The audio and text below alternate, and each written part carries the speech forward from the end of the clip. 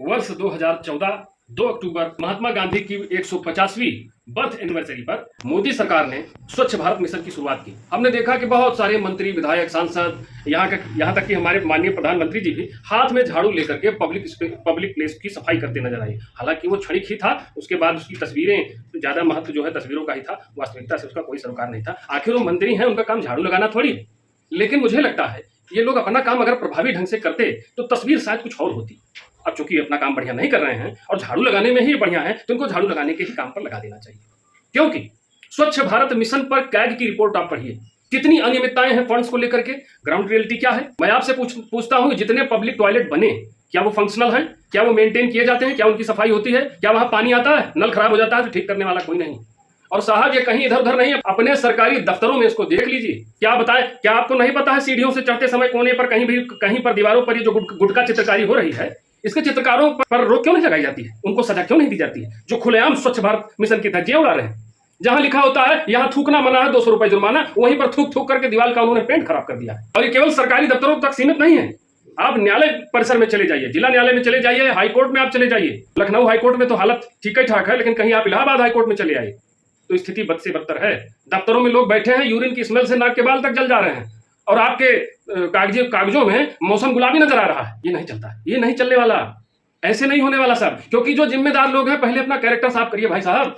आप हमेशा के लिए नहीं आए हैं, अमर होकर के नहीं आए हैं। कुछ भ्रम हो तो दूर कर लीजिए। आज जिस सिस्टम में बैठ करके आप आम नागरिकों की अवहेलना कर रहे हैं, अपने कार्यों की अवहेलना कर रहे हैं, कल आप इसी सिस्टम का दंश झेलेंगे। तब शायद आपको पता चल पाए कि आपने व्यवस्था को, सिस्टम को दिया है क्या है। क्योंकि अभी आप शोषक बनकर बैठे हैं। जब स्वयं उस व्यवस्था का लाभ उठाएंगे तो पता चलेगा लाभ हानि कहां चल रहा है। आज मेरा जाना सीजेएम कोर्ट पर हुआ था, कोई भी ऐसी दीवार नहीं थी जहां पर गुटखा चित्रकारी ना हो। टॉयलेट्स की हालत बद से बदतर थी। और हैरान करने वाली बात यह है कि लगभग 4000 अधिवक्ता, तमाम आला अफसर और जुडिशियल ऑफिसर्स, स्वयं मजिस्ट्रेट साहब कितने आ जा रहे हैं, जजेस कितने आ जा रहे हैं। क्या आपको ये दिखाई नहीं दे रहा है? आपकी नाक के नीचे स्वच्छ भारत मिशन की धज्जियां उड़ रही हैं, आपको दिखाई नहीं दे रहा है। कलेक्ट्रेट परिसर में लगा हुआ एक वाटर कूलर, जिसको दुरुस्त कराने के लिए हमने दर्जनों एप्लीकेशन जिलाधिकारी को दी है, लेकिन शायद आप लोग गब्बर फिल्म के नायक की तरह, खलनायक की तरह ये कहते हैं कि हम जहां पर बैठे हैं वहां आम आदमी की केवल अर्जियां पहुंचती। आम आदमी केवल अर्जियां ही नहीं देता है, आपकी अर्जी भी फाड़ देगा। जिस कुर्सी पर आप बैठे हैं उसको उखाड़ फेंकेगा। जब जनता की हिलती है ना तो सब हिल जाते हैं, इसलिए ध्यान रखिएगा। ये स्वच्छ भारत मिशन की मैं बात कर रहा हूं। अगर बात होगी प्लास्टिक वेस्ट मैनेजमेंट रूल्स की, 2016 में रूल आया है, वाटर एक्ट है, एयर एक्ट है, directive principles of state policy कहता है राज्य का कर्तव्य है नागरिकों को स्वच्छ एवं सुरक्षित वातावरण मुहैया कराएगा। राज्य का क्या कर रहा है? नागरिकों की भी जिम्मेदारी मौलिक कर्तव्यों के माध्यम से तय है कि वो भी पर्यावरण और आसपास के वातावरण को सुरक्षित करने में अपना योगदान देंगे। हम सब पाबंद हैं, हम सब की जिम्मेदारियां हैं, लेकिन हम इतने सुविधा भोगी हो चुके हैं और हमारी सोच इतनी आत्मनिष्ठ है कि अपने से ज्यादा हम किसी को महत्व ही नहीं देना चाहते हैं। वो चाहे हमारे परिजन हो, स्वजन हो, मित्रजन हो या समाज हो। इतनी संकीर्ण सोच हमारी हो चुकी है। हम तो हमारे दो से भी नीचे गिर चुके हैं। अब मैं ही सब कुछ हूं, मैं का घूंट ऐसा पी लिया है आपने कि कोई और आपको दिखाई नहीं पड़ रहा। और पर्यावरण की हालत तो देखिए, जो प्लास्टिक पूरे देश में प्रतिबंधित है, खुलेआम धड़ल्ले से उसकी बिक्री, प्रोडक्शन, स्टोरेज सब कुछ चल रहा है। किसकी जिम्मेदारी है रोकने की? क्यों शासन मौन है? हाथी के दांत दिखाने के कुछ और खाने के कुछ। कागजों में तो तुमने एसटीपी प्लांट्स लगा रखे हैं। ये जहरीला पानी कहा जा रहा है। प्लास्टिक वेस्ट मैनेजमेंट कैसे आप कर रहे हैं? लिक्विड वेस्ट मैनेजमेंट आप कैसे कर रहे हैं? ये सारे सवाल, इन सारे सवालों का उत्तर आपके पास नहीं है, क्योंकि आपने अपना काम ठीक से किया ही नहीं।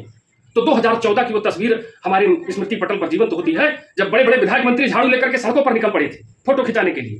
भाई साहब, वही झाड़ू लगाने लायक है आप। मंत्री बनकर, विधायक बनकर, सांसद बनकर आपका कार्य करने की क्षमता आपके पास नहीं।